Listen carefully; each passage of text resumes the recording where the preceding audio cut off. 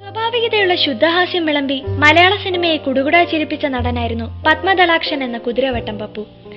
കോഴിക്കോടൻ സംഭാഷണ ശൈലിയും ഇരുത്തി നീട്ടിയ മൂളലും അതിനൊത്ത മുഖഭാവ ചലനങ്ങളും മലയാള സിനിമയിൽ പപ്പുവിന്റെ മാത്രം അടയാളങ്ങളായിരുന്നു. നർമ്മപ്രാധാന്യമുള്ള കഥാപാത്രങ്ങളാണ് ഏറെയും അവതരിപ്പിച്ചതെങ്കിലും കണ്ണുകളെ ഈറനണിയിക്കുന്ന ഒട്ടനവധി വേഷങ്ങൾ അദ്ദേഹത്തിൻ്റെതായിട്ടുണ്ട്. 1936 കോഴിക്കോട് ജനിച്ച പത്മദളാക്ഷൻ നാടകരംഗത്ത് നിന്നായിരുന്നു സിനിമയിലെത്തിയത്.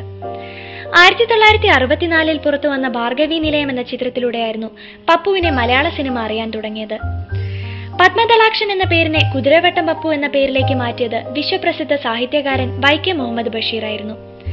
സ്വന്തം നാട്ടുകാരനായ IV ശശിയുടെ ചിത്രങ്ങളിലൂടെയായിരുന്നു പപ്പു മലയാള സിനിമയുടെ അവിഭാജ്യ ഹാസ്യ ചേരുവയായി മാറിയത്. 4 പതിറ്റാണ്ടിനുള്ളിൽ 1000-ന് മുകളിൽ ചിത്രങ്ങളിൽ ചെറുതും വലുതുമായ ഒട്ടനവധി കഥാപാത്രങ്ങളെ പപ്പു അവിസ്മരണീയമാക്കിയിട്ടുണ്ട്.